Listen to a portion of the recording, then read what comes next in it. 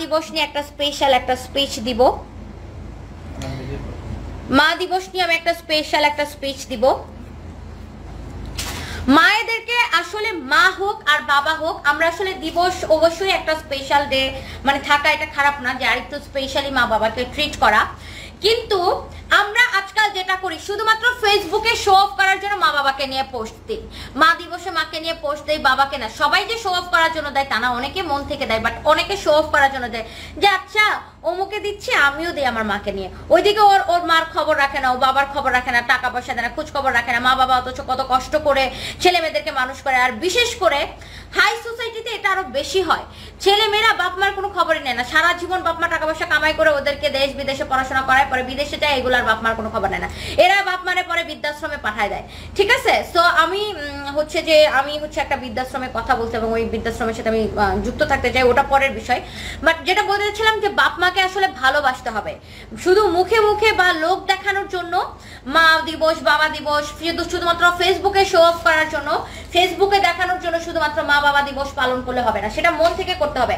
একটা জিনিস মনে রাখবেন, আপনি প্রকৃতি আপনাকে কখনো ছাড়বে না, আল্লাহ আপনাকে কখনো ছাড়বে না। যদি আপনি মা বাবার সাথে অন্যায় করেন, খারাপ ব্যবহার করেন, যে মা বাবা আপনাকে আদর দিয়ে শাসন দিয়ে আপনাকে টাকা পয়সা খরচ করে জন্ম দিয়ে আপনাকে মানুষ করতে, সেই বাবা মাকে যদি আপনি তুচ্ছ তাচ্ছিল্য করেন, আপনি এইটার কঠিন ফল কিন্তু আপনি এই দুনিয়াতেই পাবেন। এটার বিচার কিন্তু, এটার ফল আল্লাহ দুনিয়াতেই দেখায়। সো প্রত্যেকটা মানুষকে আমি বলবো, যারা ছেলেরা দেখেন আমার লাইফ, মেয়েরা দেখেন, মা বাবাকে আসলেই ভালোবাসতে হবে। আসলে একটা বয়সের পরে জানেন, মানুষের যখন বয়স হয় তখন মানুষ বাচ্চাদের মতো হয়ে যায়। সো তাদেরকে টেক কেয়ার করতে হবে, তাই না? আসলে মন থেকে ভালোবাসতে হবে, শুধুমাত্র ফেসবুকে শো অফ করার জন্য নয়। ভালোবাসা প্রতিদিনের জন্য, সম্মান প্রতিদিনের জন্য। ঠিক আছে, মা বাবা হচ্ছে আল্লাহর পরেই হচ্ছে আপনার বাবা মা। ঠিক আছে, সো বাবা মার জন্য প্রতিটা দিন স্পেশাল। বাবা মার সাথে অত্যাচার করা যাবে না, অন্যায় করা যাবে না। আপনি জীবনে যাই করেন না কেন বাবা মাকে ভালোবাসতে হবে। একবার যদি শুনেন, বাবা মা কখনো সন্তানকে মুখ দিয়ে বদদুয়া দেয় না, বাট যদি অন্তর থেকে বাবা মা কষ্ট পায় না আপনার উপর, দেখবেন এটা যদি আপনার জীবনে একবার লেগে যায়, আপনি শেষ, ইউ আর জাস্ট ফিনিশড। ওকে, কারণ বাবা মার যদি একবার কষ্ট পায়, এটা আল্লাহর আরশ নাকি কেঁপে ওঠে। সো শুধুমাত্র ফেসবুকে শো অফ করার জন্য, পোস্ট দেওয়ার জন্য, মানুষকে দেখানোর জন্য বাবা মাকে ভালোবাসবেন না, বাবা মাকে মন থেকে ভালোবাসবেন। শুনেন, আমি একটা ফানি কথা বলি, এটা আসলে মানে শুনতে খারাপ শোনায় বা ফানি টাইপের একটা কথা। অনেকে এরকম বলে যে ওই যে মিঠুন চক্রবর্তীর আর কি ডায়লগের মতো, যে বউ গেলে বউ পাওয়া যায়, জামাই গেলে জামাই পাওয়া যায়, বাপ মা গেলে তো আর বাপ মা পাওয়া যায় না।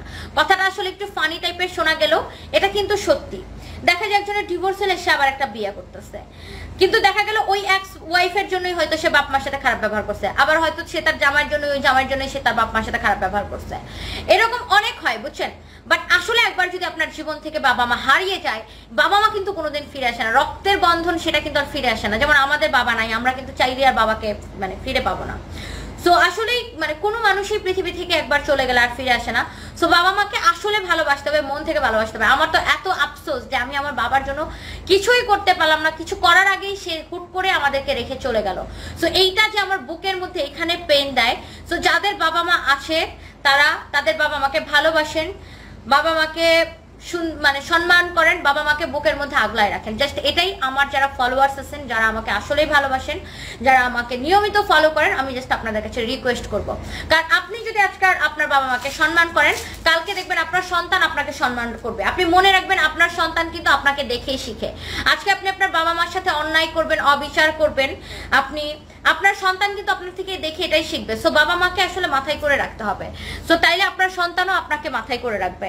যাদের আসলে বাবা মা বা মা হারাইছে বা দুইজনই হারাইছে, তারা আসলে বুঝবে। সো আমি যেমন আমার বাবা হারাইছি, এখন আমি বুঝি আসলে যে আমার কত কষ্ট হয় আমার বাবার জন্য। সো আমরা চাইলেই এখন আর পাই না। সো এই হচ্ছে বিষয়। প্রথম অবস্থায় আপনার লাইভ দেখতাম গালির জন্য, মাজহারুল ইসলাম মুন্না। এখন আমার লাইভ দেখবেন আমার কথা শোনার জন্য, এবং হচ্ছে আমি যে ভালো ভালো কথা বলি সেগুলো শুনবেন, কাজে দিবে।